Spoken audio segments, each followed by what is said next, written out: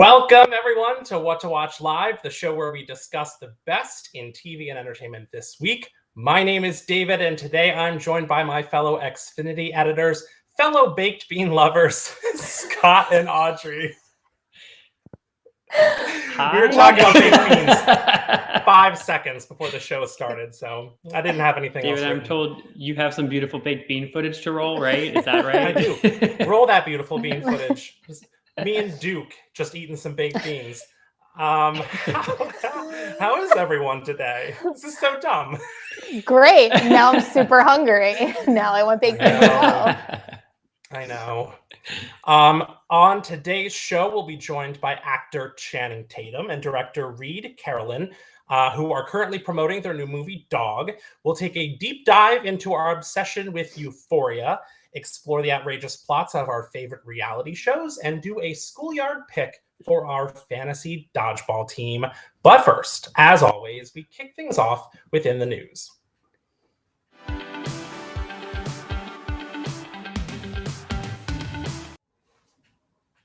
In news that I care about almost more than anyone else, the New York Post and WWE have revealed that wrestling legend The Undertaker will be the first inductee into the WWE Hall of Fame class of 2022. The Undertaker, whose real name is Mark Calloway, made his WWE debut 32 years ago at the 1990 Survivor Series and has gone on to be one of the most successful wrestlers in history of the business, earning 4 WWE championships, 3 world heavyweight titles, 7 tag team championships, a hardcore title reign, a Royal Rumble victory, and 15 Slammy Awards.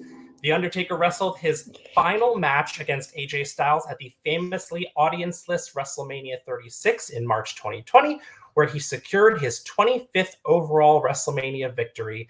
There are few pro wrestling stars who have crossed over into mainstream media the way The Undertaker has, and no one more deserving of the Hall of Fame honor. Audrey, you're a bigger wrestling fan than me. What do you think? David, you took all the words right out of my mouth, so much so that I have nothing else to say because you just read my mind in my love and admiration for The Undertaker. Scott, I know you like The Undertaker. Yeah, I mean, although I sort of unfollowed him after the Paul Bearer, ceased to be, unfortunately, because that was really what I was there for, the drama of Paul Bearer. And, oh, yes, that's why I'm here. So, but no, I think Paul Bearer, I think The Undertaker really brought some drama, and I'm glad to see that that's still continuing, although I feel like he's not as theatrical as he used to be anymore. But he seems to be getting a lot of play, I guess, recent. He's in the new WWE 2K22 video game and features quite prominently. I think there's an entire expansion pack just on The Undertaker and 4 or 5 different outfits just for him, which, as a fan of outfits, if we do decide to get this game, David, because I'm going to play it with you, I will likely be buying this just so I can have all the outfits for him. But yeah. Not only a fan of outfits, but a fan of black, like you and The Undertaker. Yes. So, although Undertaker always leaned a little too much into purple for me, I just I didn't love all that purple. It's just not my color. So purple's tough. Well, it's so if Gordon was here, he would probably Gordon often talks about how there are very few stars that non-wrestling fans know. Hulk Hogan's one of them. I think probably Andre the Giant is one of them. And I think The Undertaker, if you said to somebody, do you watch wrestling? And they'd be like, no, I know The Undertaker. He's just one of those guys. Yeah. And I think part of his enduring popularity is that he lived his gimmick. He lived his character. He didn't go out to bars. He didn't go out to restaurants. He didn't take photos with fans. He was the dead man all the time, and he maintained that mystique. He didn't do autograph signings. He was just that guy. He was elusive. He was a recluse, and so it maintained this mystique of who he was for 20 plus 30 years. I forget what I said, 30 years. And so he's still pretty cool. And I think as you said, Scott, like he is not quite as shrouded in mystery anymore. Like he's got an Instagram page. So like when you see him chilling by the pool, it's not quite as when he was like building a giant casket for Yokozuna in his workshop. Like it's different now.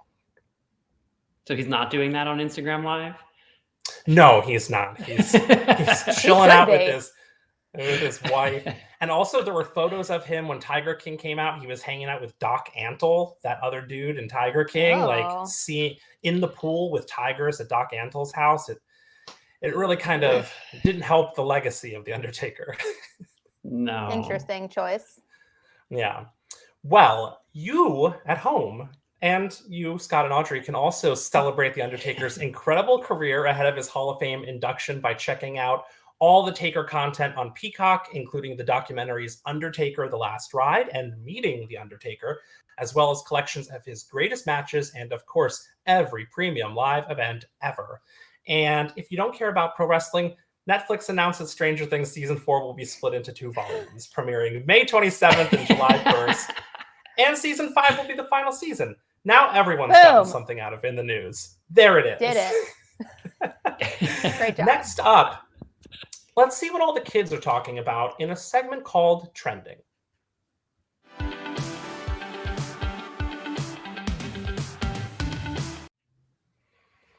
The Emmy Award-winning HBO Max series Euphoria hit an all-time ratings high last weekend with 5.1 million viewers, despite going head-to-head with the Super Bowl. The series, which has already been renewed for a 3rd season, is an adaptation of an Israeli show that follows the absolute chaotic lives of several Los Angeles teenagers who smoke, drink, fight, have sex, do drugs, sell drugs, and rarely encounter a responsible adult. While it's absolutely chaotic, nerve-wracking, and worrisome for anyone with teenagers, there's also nothing like it on television. Let's take a quick look at a clip from Euphoria. When I first met her, I was just immediately in love. Rue? How you doing? I love you. I've always been with you. From before you were born. I raised you! You were so different! So do I! Until after you're gone. I'm gonna get her!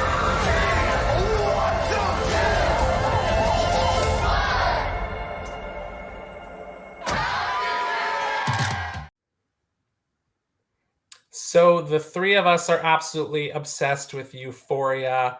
Audrey, what do you love and fear about this show?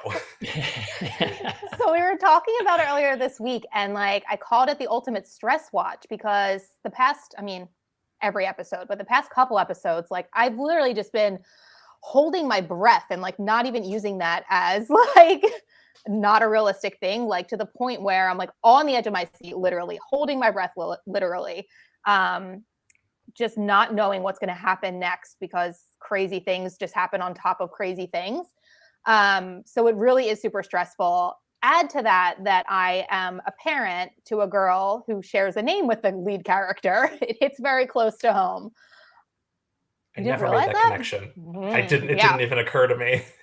Yeah. So like as a mom, there's like a whole other layer of like, holy crap, like, is this real life? Is this what I have to look forward to? And like part of you, you want to be prepared for that. And then part of you is just totally scared for your life. And it was interesting the most recent episode 6, centers on all the moms in the show, which I thought was like really interesting.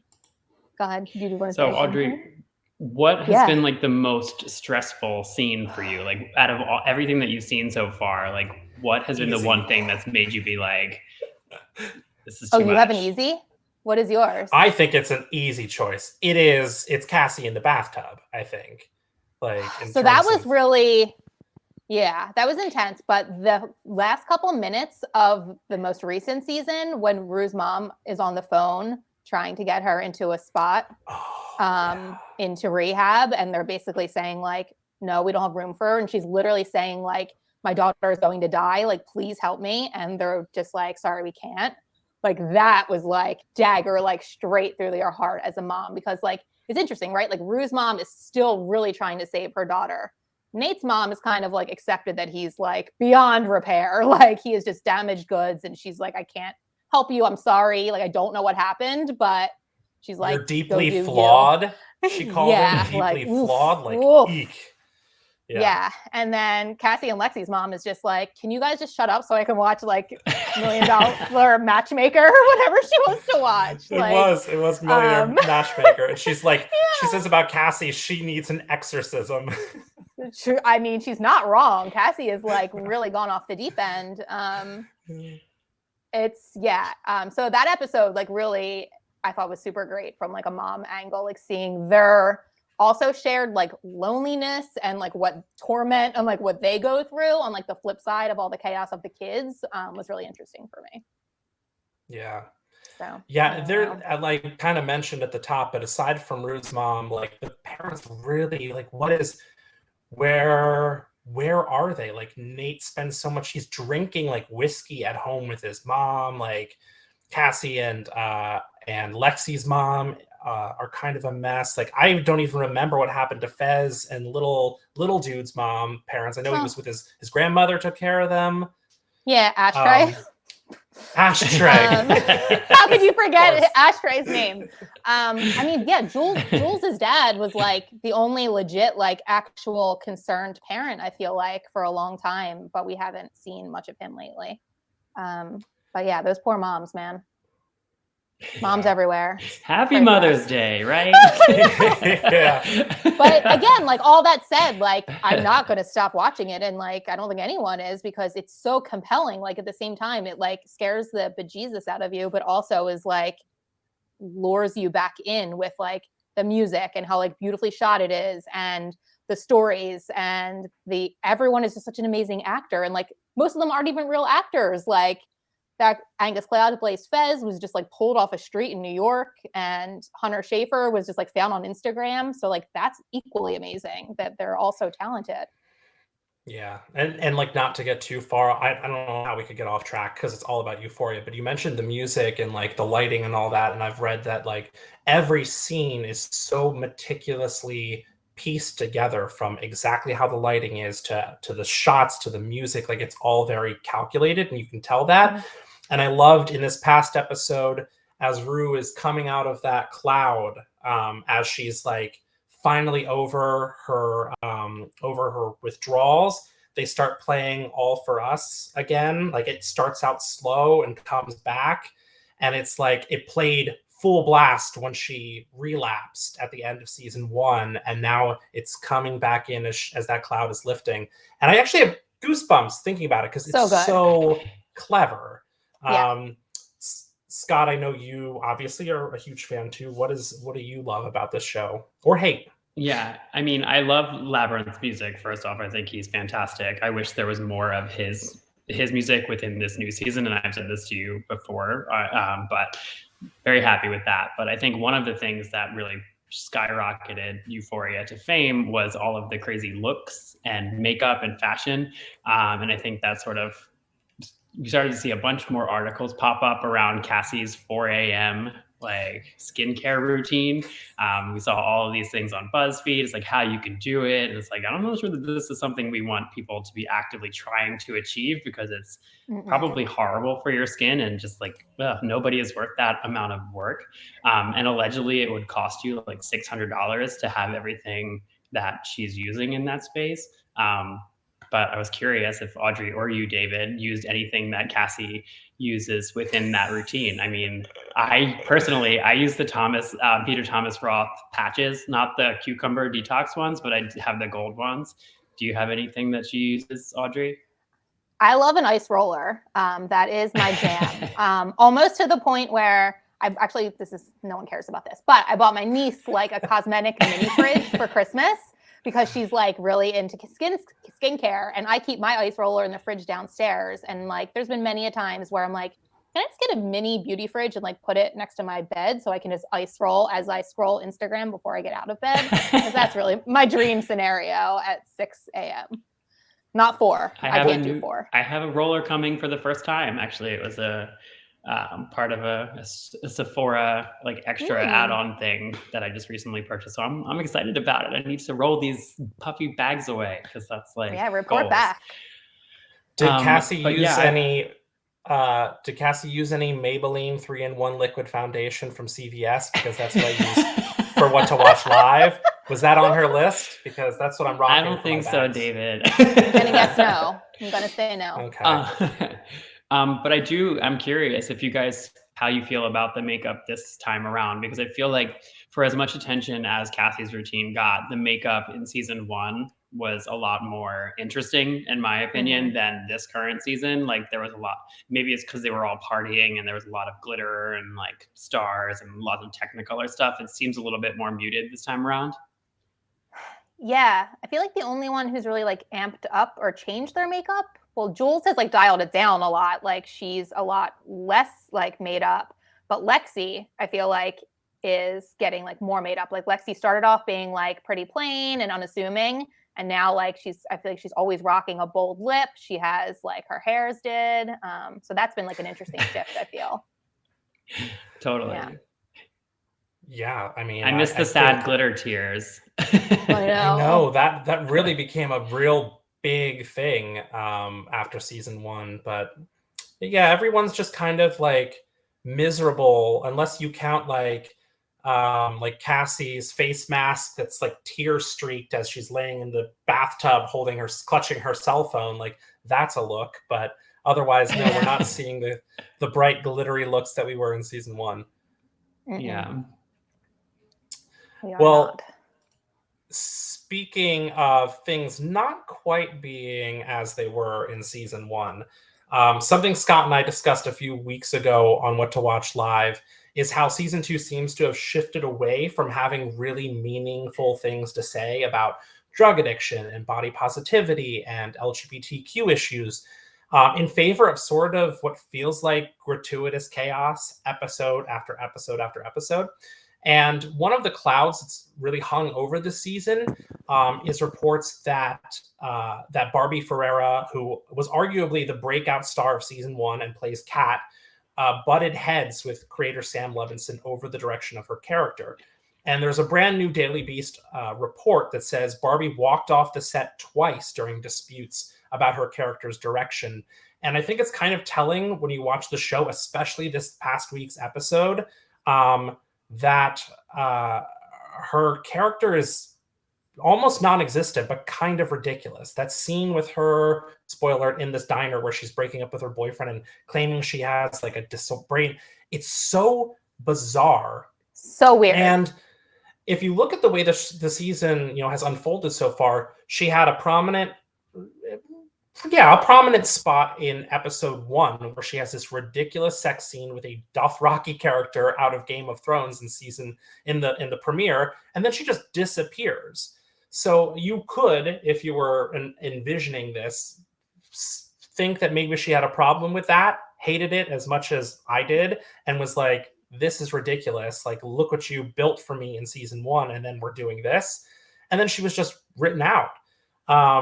And the article was also really interesting because it claims that Sam Levinson cut characters and scenes in favor of some of his favorite stars, like Zendaya, Hunter Schafer, Sydney Sweeney.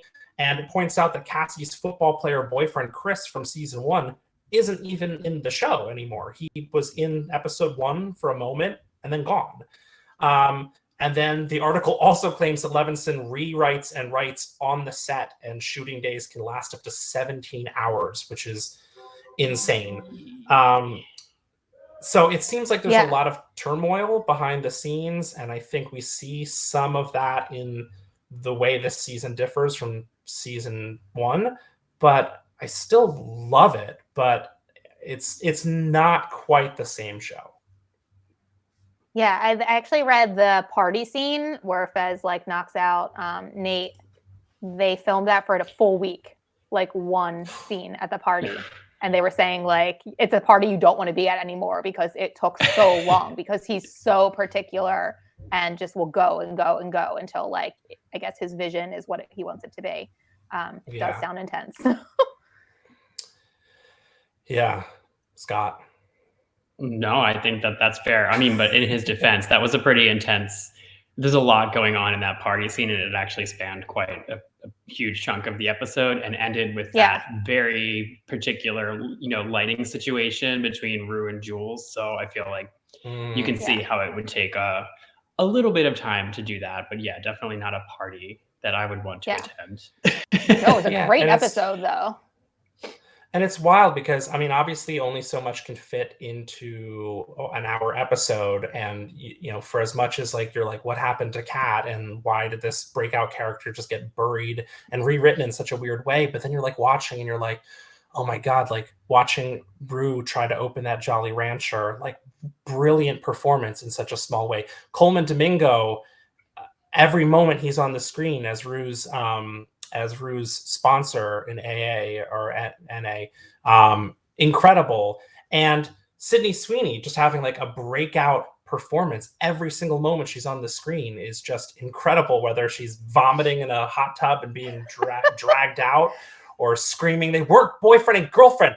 God, everything she does is that incredible. whole moment where she's doing the Sinead O'Connor song and she's got the balloons wrapped around her neck. That was a lot. It's all a lot. Oklahoma, that's the point. It's all a lot. Yeah. The Oklahoma scene in the bathroom. Why are you in Oklahoma? You auditioned for Oklahoma? Not in Oklahoma.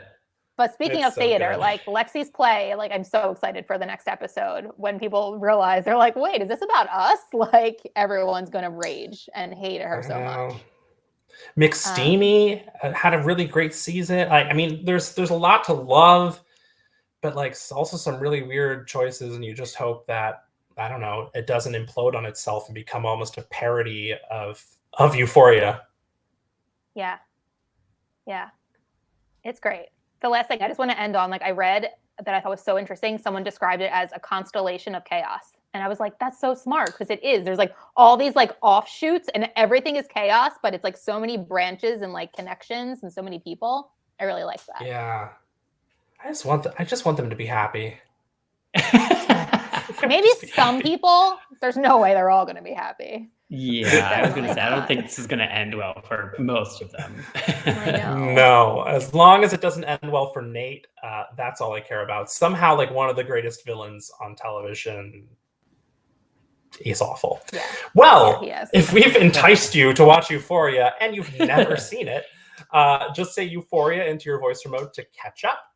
And next up, it's time to sit, stay, and roll over in a segment called Hangouts.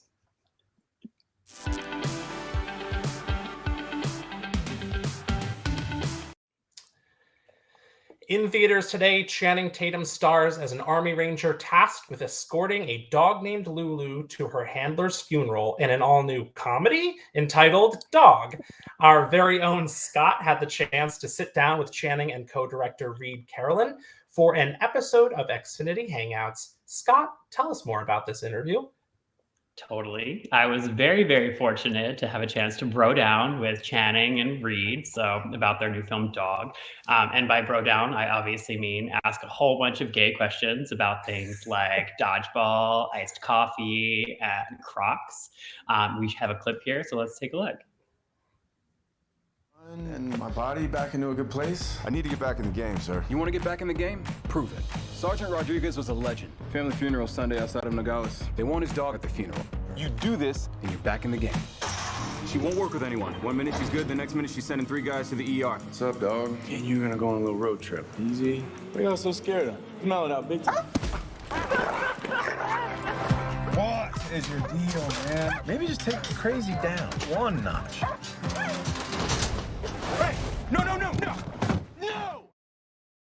Gents, I don't normally do this, but my dodgeball team was a little miffed that I didn't go out with them for drinks after our game today. So can I just get a photo of you guys? Or you say a dodgeball team? That's sick. Cool. That's a terrible. You should have done that. You should definitely have done the dodgeball team. This is the thing, though. I don't condone this choice. When I told them that I was going to chat with you guys, it was oh, okay, I guess it's fine. But they did ask for a photo, so here I am. They definitely. It's gotta be fun, dodgeball. Yeah, Can I come be a part of the team? Can we make a team? Absolutely, yes. You can. Totally Where is the team? Is it in LA? No, we're in Philadelphia, but they do have teams in LA. They're pretty insane out there. Cool. They don't want none of this in dodgeball. Yeah. So, I mean, how amazing would it So be fun. to have Channing Tatum on your dodgeball team? Like, incredible. I fully did not expect them to have that response to like just mentioning dodgeball. I just was hoping to jump in, grab a picture, and then move on with the interview. But yeah, they were super, super pumped about dodgeball. I wanted to talk more. And then even after we wrapped, they were like just talking about how cool it would be to be a part of a dodgeball team. So got me thinking, if you guys were to have a celebrity or a fictional character on your dodgeball teams, who would you choose to bring on board with you onto the courts? So I'll start first. I chose Buffy the Vampire Slayer, obviously, because one, I love her. She's iconic. But also she's got these amazing reflexes. She's the chosen one, not only by me, but also the world, to save the world and to save our dodgeball team. And then second, I would pick Ayane from the Dead or Alive franchise. Not necessarily the movie, but 1000% the game. And yeah, so the reason why I chose her is because if you've played the game, she is this shinobi ninja who just basically spins around and is super fast and has a really strong arm. So yeah, I would definitely pick her. And I'm about to blow up the picks that you guys probably have, just because I think you have a lot of people have this thought that you need to be strong or buff and like to be able to play dodgeball, to throw hard, whatever. But it's really about being agile and, you know, not necessarily being afraid of the ball. So should be a fun one. Let's go. Audrey, who you got? I'm sorry. Are you implying that Serena Williams and Rocky Balboa would be afraid of a ball or anything coming towards them? Well, we have some big problems with Rocky because he's got giant gloves on his hand. Like, come on. He can't catch a ball with those. He can't throw a ball with those. Let me plead my case, and then you can come at me. Okay. Serena Williams has won 23 Grand Slam titles. She's widely considered the greatest tennis player of all time. She has an endorsement deal with Gatorade, so like she'll always be hydrated and on top of her game. So many electrolytes. So many, like all the electrolytes. And in addition to English, she speaks conversational French and knows some Spanish and Italian, which leads me to Rocky Balboa. Because like maybe they could like plot some moves like in Italian and no one would know what they were saying. Which like Rocky Balboa never spoke Italian. He would not know Italian. He knows like South Philly Italian. No. He understands Italian. He does not speak Italian. She could speak to him in Italian. He could retain that information and then dominate on the dodgeball court. Okay. So he is known for overcoming obstacles. He is the world heavyweight champion. He fights southpaw, and Serena Williams is a righty. I don't know if there's anything there, but like maybe there's a benefit to a lefty and a righty on your team. Okay. He has the uncanny ability to sense weakness in his opponents and then strike when they least expect it. He like is known for body blows. So like if he does throw that ball at you, like you are in big trouble. He like broke Drago's ribs. Like he's just going to injure everyone on this team.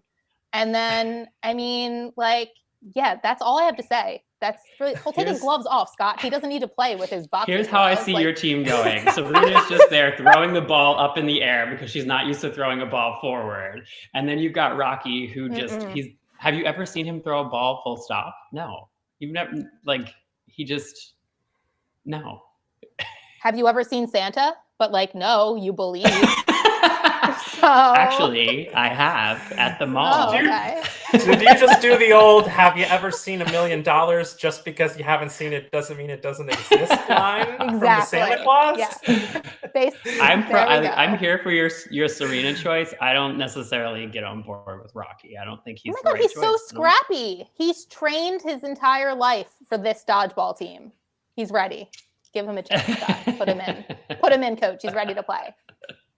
I mean, he does like bob and weave, so you know. He could probably dodge well, I think. Well, maybe you know what? Maybe you were onto something here. I still think my team's the strongest, but you know. No, your team is terrible. All right, let's see what David's bringing to the table. David, as a national dodgeball champion, I think I'm probably the most equipped here to tell you who is. But go on, David. Let's hear your choice. Let's say I have the two ultimate picks. The most important thing to consider when I was picking my dodgeball team is that I have to pick two people who can collectively do everything to make up for the fact that I will do almost nothing. So first up, I had to go with Super Bowl MVP, Los Angeles Rams wide receiver Cooper Kupp. With 145 receptions for nearly 2,000 yards, including 16 touchdowns, Cooper Kupp was the leading receiver, that's a catcher, in the NFL. I need a guy, David, who is just because when I saw this come through on email and I thought it was like a coffee maker, I just like it's the doesn't Cooper mean that I Kupp don't know what deluxe. a receiver is. Yeah, the creator K-Cup. of the Cooper Cup.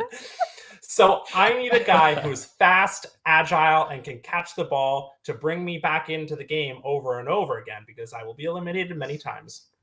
And nobody catches like Cooper Kupp. It's a no-brainer. Second, what's the second most important part of dodgeball? It's right there in the name, dodging. The ball is obviously the most important part, but then there's dodging. And who could possibly be better at dodging than Barry Allen, a.k.a. The Flash? You can't hit what you can't see. Totally. You can't hit what you can't see. And the Flash is the fastest man on Earth. Plus, can you imagine this guy throwing a ball? You'd never see it coming. His arm moves like the Flash. And I feel so like we'd have some issues with logistics. Like, how is the ref going to know if he didn't just run across the line? They can't see that. It says he's cheating. He's already cheating. Your teammate is cheating, part of the cheating rules. already. That wasn't part of the rules. We didn't have to determine what the refs would see. But the Flash would dodge, Cooper Kupp would catch. I would sit there in a puddle of embarrassed tears as I'm eliminated over and over again. But who is going to be laughing when we're standing atop the dodgeball podium? It's going to be me and Barry Allen and Cooper Kupp. Just three peak physical specimens. Mm-hmm. I don't know. So who decides who has the winning team? Obviously me. So like I pick who wins, and I think it's my team. But you're hearing your explanations, I feel like I have a better understanding of why you chose them, and I think it's better. I mean, I feel like it would be in order, ranked. It would be me, then David, then Audrey's team. Just throwing that Whatever. Whatever. Well, you can check out Scott's full interview with Channing Tatum and Reed Carolyn next week by saying what to watch into your voice remote or checking out the Xfinity Hangouts playlist on YouTube. Next up, tell me lies, tell me sweet little lies, in a segment called What We're Watching. Tell me.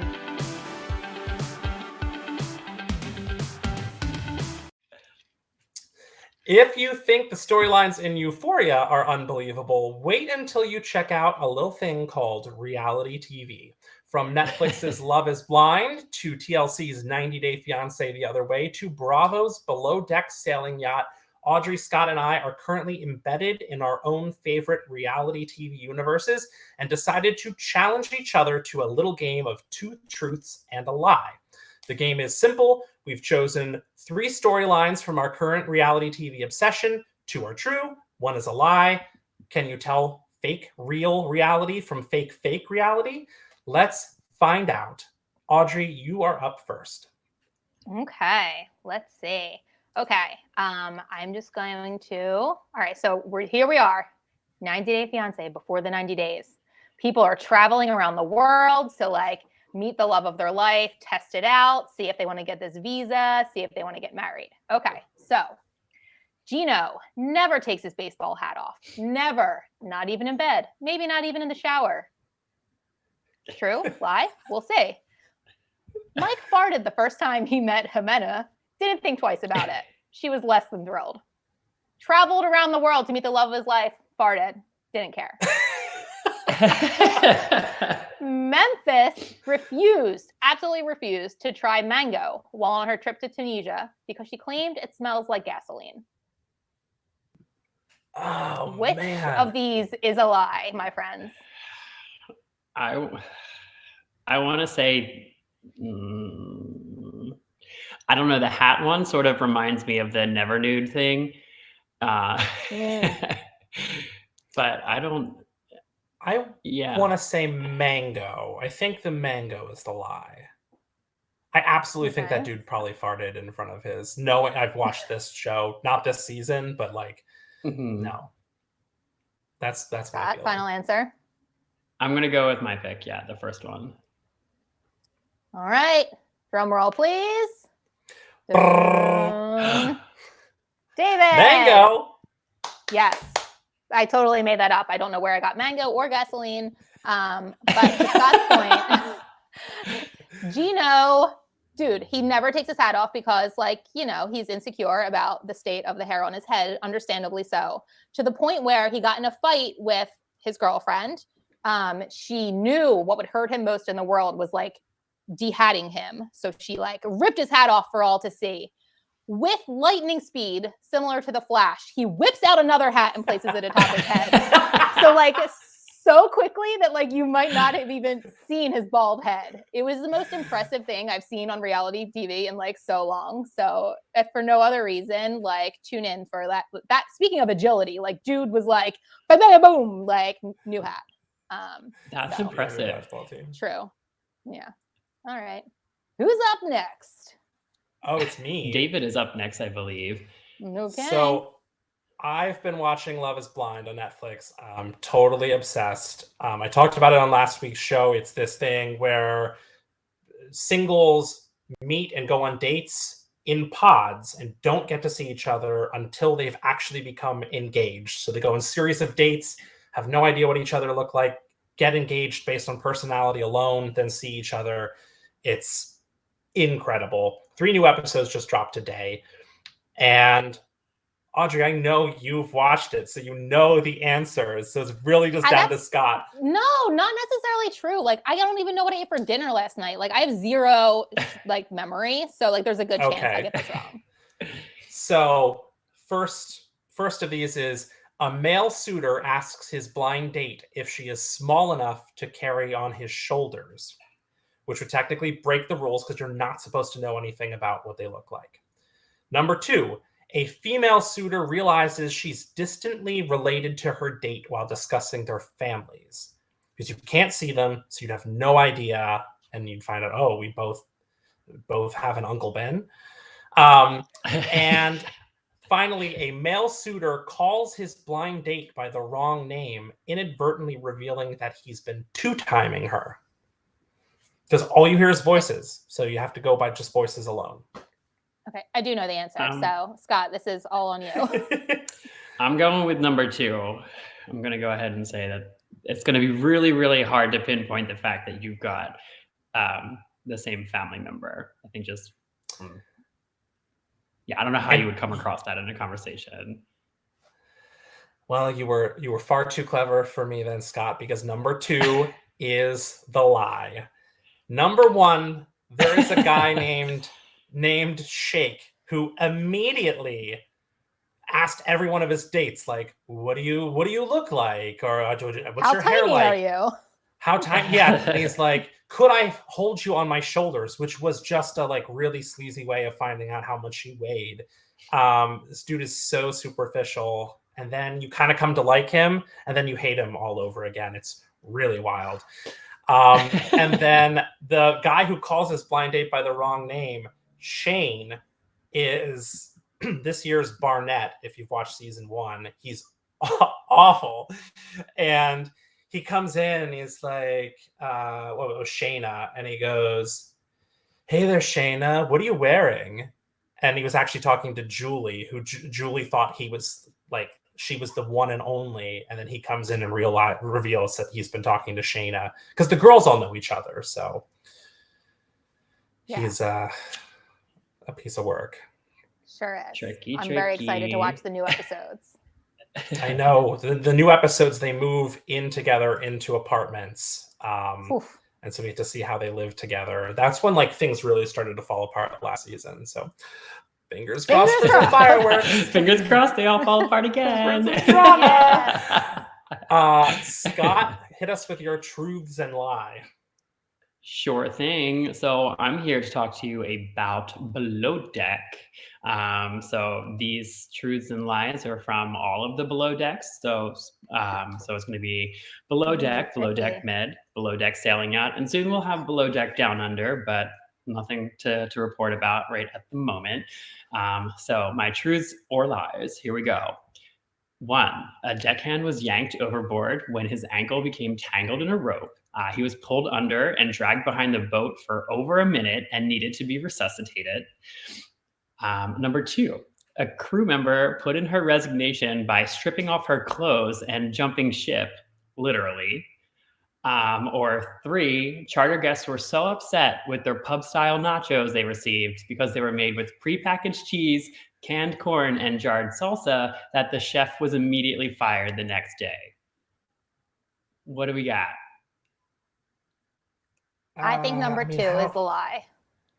How else are you getting all of those things for your nachos on the boat? I mean, logically, they would come in cans. You'd think that, but there are, like, if you watch the show, and like I've watched not every episode of everyone, like they'll go to port and then they'll get like giant coolers of like fresh fish and like all this stuff, and then they'll lug it back. So like not everything is prepackaged and canned. Okay, yeah. So it does stand to reason they would get fresh provisions salsa. Every episode or every charter, they get provisions from the dock, so they call in what they need. So, provisions. See, because you've chartered yachts, so you know the lingo. Rude. Call that. Zing. Audrey's watched this show, so I think she definitely knows things I don't know about it, but I feel like being dragged behind the boat is pretty serious, and I would have seen a headline for that. So I'm going to say number 1, because that's pretty brutal, and I think it's too much. Okay. So 1 is my guess. And Audrey, you said number 2? I say number 2. I don't know. Yeah, I think number 2. I know David's wrong, because that happened. No! So, boom. Yes, correct. So, Audrey, number 2 did happen. Charter guests were, third stew Rocky quit her job when her friend Chef was fired for starting a fire in the galley. So she literally stripped off her clothes and jumped into the water and then swam off. She was brought back to the boat eventually. But yeah, talk about a way to quit your job. And then, apparently, number 3, which is about the nachos. Like the only thing worse than Chef Mila's attitude was apparently her nachos, because this actually happened. And, no, I'm not normally one to like promote nacho-based evaluations, but like this girl was horrible. And so I think Captain Sandy made the right choice on that one. But number 1 is false, because he did actually, the deckhand action was actually pulled off by the rope, but a fast-acting cameraman untied the rope as he was getting dragged behind, so it didn't completely slice off his ankle, and he didn't bleed out in the water. But like he did get pulled off. Yeah, but he didn't drown, or he didn't get pulled over for a minute and need to be resuscitated. You gotta listen to the details here, Audrey. That was the part that I was like, that couldn't have happened. It sure felt like a minute when I was watching him with like waves around intense. him and everyone was freaking out. Okay, fine. Yeah, but could you imagine like if that cameraman wasn't there, how horribly wrong that could have been? Like so scary. Can you imagine losing your job for using a jar of paste picante? Like, what a bummer. Well, she was awful. If you saw those nachos, like I could make better nachos, and like I can't. So you make good nachos, I think, right? She had what was coming. She had what was coming to her. Well, you can check out the shows we just talked about and explore all those incredible moments and so much more by saying what to watch into your voice remote. And before we say goodbye for the week, as always, we're here to plan your watch list with a segment called Plan Ahead.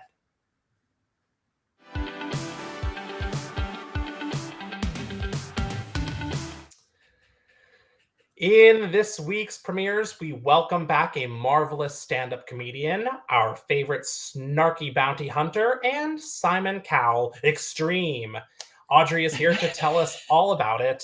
Audrey, let's roll that beautiful bean footage. It's been over 2 years since Midge and her foul-mouthed manager Susie have had us cracking up on The Marvelous Mrs. Maisel. This season, it sounds like while committing to her craft, Midge might create a rift between some friends and family. The other exciting news is there's some new faces. This season's cast will also feature Milo Ventimiglia from This Is Us, Kelly Bishop, John Waters, and Seinfeld's own Jason Alexander. The Marvelous Mrs. Maisel premieres February 18th on Prime Video. The fourth and final season of the female-led British thriller Killing Eve is almost here, and AMC Plus will have the early premiere. What will become of Eve and Villanelle? What's with all that funeral-esque teaser? Will someone finally kill Eve and live up to the name of the show? I guess we'll all have to wait and see. Tune in to the early premiere of Killing Eve on Sunday, February 20th on AMC Plus. From the creators of Lost comes From, a dark drama set in an inescapable town. As trapped residents desperately search for a way out, they must also survive threats that are lurking in the forest, including what look to be some terrifying creatures that come out at night.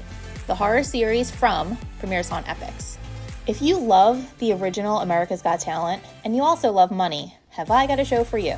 Contestants from all over the country will compete for a panel of expert judges, showcasing their stunts and extreme talents, until one act wins a life-changing prize of $500,000.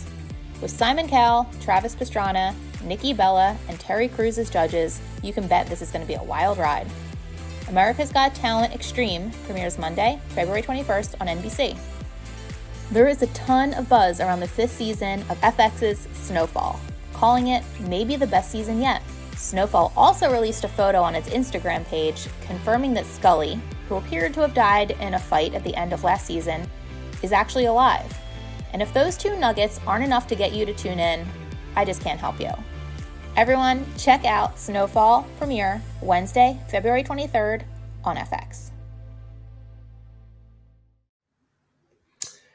And in this week's finales, we snuff the Olympic flame, defang the vampires, hang up our dirty dancing shoes, and send celebrities back to their own mansions. Scott, please tell us more. Saturday, February 19th marks the end of AMC Plus's epic fantasy series, A Discovery of Witches. With just 3 seasons under its belt, the series' magical world of witches, demons, and vampires garnered quite the passionate fan base, as tends to happen with pretty much any movie or show with sexy vampires. Well, what's that about? Anyways, after a long road of love, betrayal, and death, can't have vampires without a little bit of death, the question on everyone's mind is undoubtedly, will lead good guys and lovers Diana and Matthew live happily ever after? You'll have to tune in to find out. After 2 weeks of competition, Beijing 2022 will officially come to an end with the always spectacular Olympics closing ceremony. The festivities will take place at the Bird's Nest, Beijing's national stadium, on Sunday, February 20th, and will no doubt be filled with song, dance, and more fireworks than a Katy Perry song.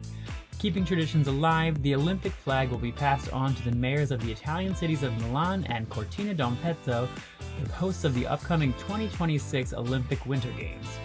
You definitely don't want to miss this one. Acorn TV's popular comedy mystery series Agatha Raisin wraps up its 4th season on Monday, February 21st. The quintessential British village mystery follows a former London PR guru who fulfills a lifelong dream by retiring early to a small village in the Cotswolds, only to find a second career as a sassy private investigator. If you are a fan of mischief, mayhem, murder, and/or cheeky English wit, be sure to check this one out. On Tuesday, February 22nd, Fox's 4-part reality competition, The Real Dirty Dancing, will crown its winners. Over the past few weeks, 8 celebrities took to Virginia's Mountain Lake Lodge to fully immerse themselves in the ultimate dirty dancing experience and attempt to recreate classic scenes from the original film. For their final challenge, the remaining 2 couples will return to the lake to practice the most important part of the final performance, the iconic lift. Tune in Tuesday to find out who will come out on top and who will inevitably be put in the corner. If watching Olympians go for gold isn't your cup of tea and amateur celebrity dancers tripping over their own feet just isn't doing it for you, maybe famous folks scheming and playing lawn games will do it for you. Enter Celebrity Big Brother, CBS's wildly popular reality staple. This season's house guests included the likes of Carson Kressley, Lamar Odom, and UFC champion Miesha Cupcake Tate, just to name a few. The stars have been going at it nearly every weeknight for the past 3 weeks in hopes of being crowned the winner and go home with a cool $250,000 grand prize. Don't miss this season's final episode airing Wednesday, February 23rd on CBS. And if you're looking for a tease of what's coming a little further out, the Vikings spin-off Vikings Valhalla debuts on Netflix February 25th. American Idol starts auditions on ABC February 27th. Better Things returns to FX February 28th. The Dropout brings Elizabeth Holmes to Hulu on March 3rd. And Joe versus Carol reignites the Tiger King saga on Peacock March 3rd. And that will do it for today's show. Huge thanks to our special guests, Channing Tatum and Reed Carolyn of Dog, for joining us. And an even bigger thanks to my fellow Xfinity editors, Scott and Audrey, and the Dog Vegas. Hi, Vegas. Dog. For the very spirited conversation. If you want to check out the TV shows and movies we talked about today, get more of our entertainment recommendations, or watch us interview big celebrities, just say what to watch into your voice remote, or tune in here every Friday at 1 p.m. Eastern for a new episode.